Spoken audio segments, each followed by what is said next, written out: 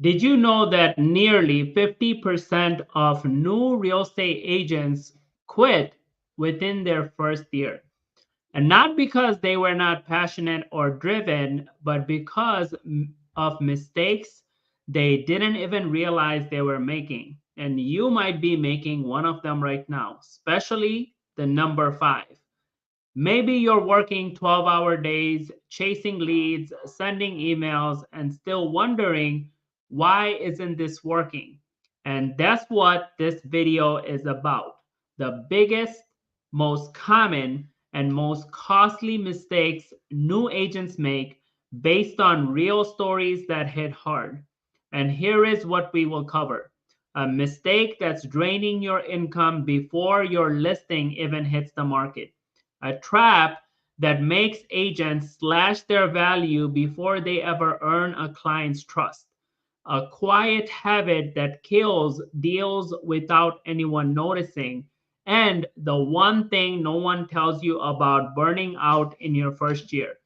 If you are just starting or feeling like a rookie, this episode could literally save your business. And here is the truth. Every top performing agent you admire, they have all faced these traps too. The difference, they have learned how to spot them, fix them, and grow faster because of them. So, you're not here to survive this business, you're here to thrive in it. So, ask yourself, what is the one move you have made lately that you're not 100% sure about? Maybe it was pricing a property too high or offering a discount just to land a client. That quiet gut feeling, do not ignore it because the real estate industry is competitive, but it's not unbeatable if you avoid these steps. So let's start with the mistake that can cost you the most before you even step into your first showing. Mistake number one, skipping market analysis. Picture this, a brand new agent lands their first listing, a charming three-bedroom in a great neighborhood. They're excited. They list it at what they think it's worth based on a neighbor's story and a gut feeling. Within hours of going live, the experienced agents, they start circling. They're not interested in buying. They're educating their potential buyers that it's overpriced. They whisper, this won't appraise. There are better options. The showings drop, the offers vanish, and the seller, they're frustrated and blaming the agent. The damage is done. The mistake, not making a thorough market analysis. This isn't just about comparing prices, it's about studying recent sales, understanding local trends, evaluating days on market, and seeing what's really moving in that zip code. Skipping this step is like walking into a negotiation blindfolded. New agents sometimes fear looking inexperienced, so they avoid asking questions. But here is the thing, experience is not about pretending to know everything, it's about every tool at your disposal to make smarter decisions. And the market, it doesn't care about your feelings, it responds to facts. By mastering the art of market analysis, you not only avoid pricing disasters, you gain confidence. You speak with data and not guesswork, and clients trust you more. And when offers come in, you are negotiating from a position of strength. Think of it this way, every number you research is a piece of armor, every trend you understand is a weapon. It's how you stop guessing and start winning. It's your first defense against failure and your first real edge in a competitive industry. So before you post that next listing, ask yourself, have I done my homework or am I gambling with someone's future?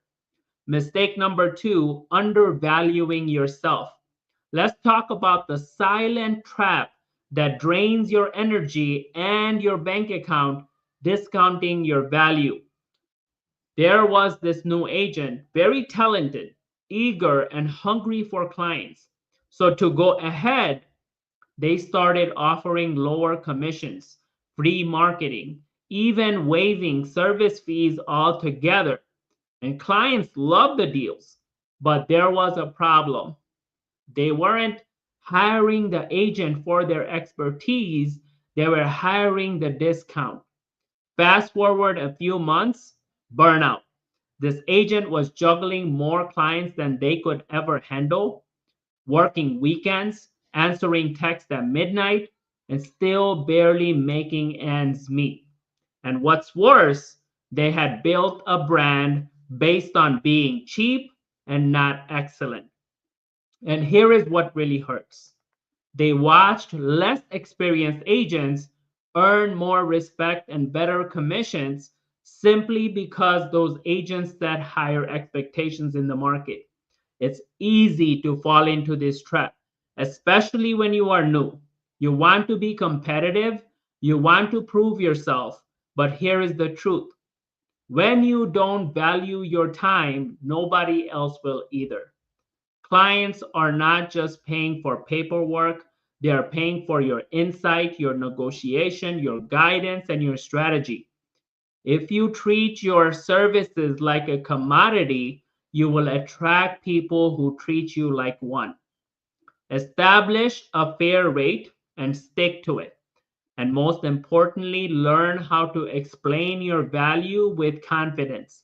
What makes you different? How do you protect your client's interest? And why is your service worth every dollar? When you show up as the expert, you earn trust faster, you close better deals, and you attract clients who respect your time and your talent. So, next time a potential client asks for a break in price, ask yourself, am I building loyalty or am I buying it at the cost of my future? Mistake number three, poor communication. There is a reason the phrase communication is everything never goes out of style, especially in real estate, because in real estate, it can literally make or break your deal. Take this story. An agent just a few months in was juggling several potential buyers. One in particular was hot, a high budget client ready to move fast, but instead of calling, the agent relied on emails and text. They thought they were being efficient. The client, meanwhile, they felt ghosted. After a few days of silence and missed tone, the client went with another agent. Why? Because that agent picked up the phone. That one missed connection, it cost the rookie tens of thousands of dollars in commission. And here is the lesson. Written communication has limits. Your tone gets misread, intentions get lost, and relationship, they don't grow through bullet points. Especially when stakes are high, your voice, your presence makes all the difference. A quick call shows initiative, a face to face meeting builds trust, a voicemail, it reminds the client that there is a real person behind this transaction. So it's not about just damage control. Good communication accelerates deals. It clears up confusion before it grows, and it positions you as proactive, engaged, and invested. So ask yourself, when was the last time you picked up the phone instead of firing off an email?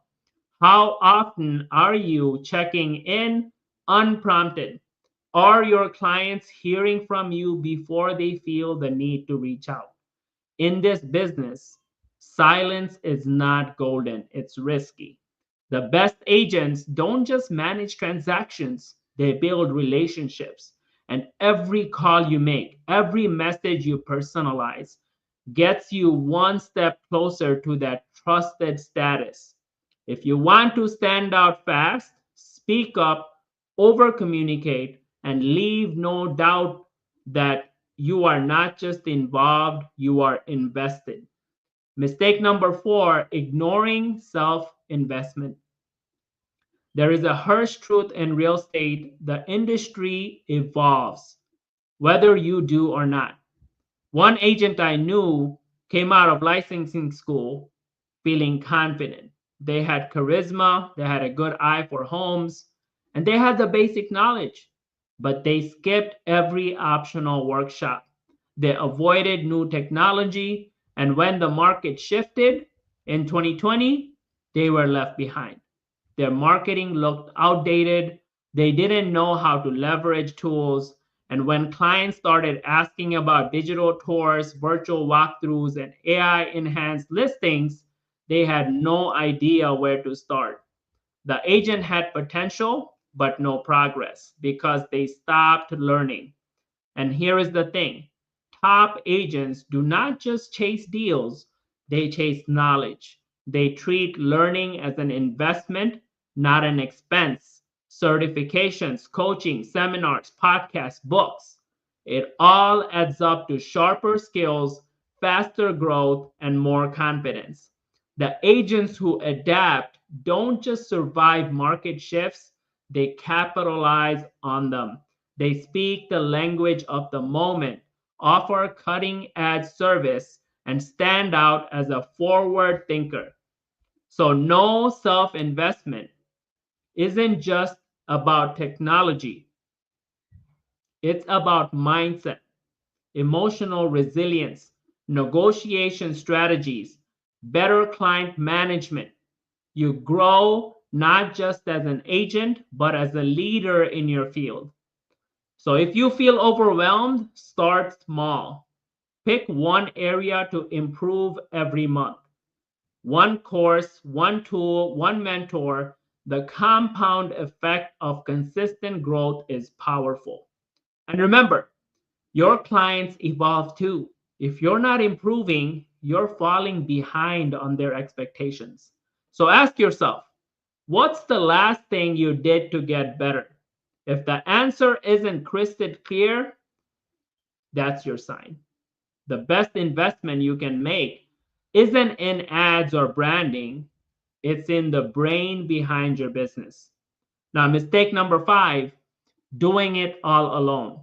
There is a dangerous badge of honor in real estate: trying to be a one person army.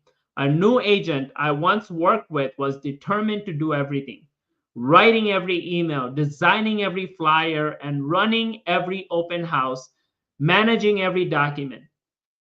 On the outside, impressive hustle. On the inside, it was a total burnout. Within 6 months, they were missing deadlines, losing leads, and questioning if this was the right business at all. The problem wasn't effort, it was ego. They thought asking for help meant weakness. In reality, it's the opposite. Success comes from knowing your limits and building smart systems. Real estate isn't about doing more, it's about doing what matters. You should be focusing on client relationships, negotiation, and growth, and not spending hours formatting PDFs, fixing broken email links. That's what assistants, transaction coordinators, CRMs, and automation tools are for. Delegation is not a cost, it's a leverage. It gives you time to think, time to breathe, and most importantly, time to grow your business. Think of the top agents in your area. They're not uploading listing photos at 2 a.m. No, they have a team, or at least a system, that allows them to perform at a high level consistently. Even if you are just starting out, start small. Use templates, automate follow ups, hire a virtual assistant for 5 hours a week. Every bit helps. Freeing up your time is not lazy, it's leadership. The moment you stop trying to be everything to everyone is the moment you start becoming excellent at what really counts. So ask yourself, are you working smart or just working hard? Because burnout isn't a badge, it's a warning sign, and your business is too important to let it burn out before it even takes off. So here is the truth. One mistake might not end your business, but it can derail your momentum, drain your energy, and damage your reputation. Every single pitfall we covered, skipping market analysis, undervaluing yourself, poor communication, neglecting self investment, doing it all alone, these are not just beginner mistakes, they're habits that, if left unchecked, can quietly sabotage even the most promising real estate business. But the good news, you're here, you're learning, and now you know better. So, the real question is, what are you going to do about it? Maybe it's refining your pricing strategy. Maybe it's raising your rates with confidence. Maybe it's finally hiring some help or signing up for that course or coaching you have been putting off. Whatever it is, take that next step today and not someday, because success in real estate doesn't come from avoiding mistakes. It comes from recognizing them early and course correcting fast. So if this video gave you value, drop a comment and let me know which mistake hit home for you the most. And don't forget to subscribe, because we are just getting started. We're going to be posting weekly tips, honest stories, and everything you need to grow in this business without burning out. Smash that like button for me, and I'll see you guys on the next one.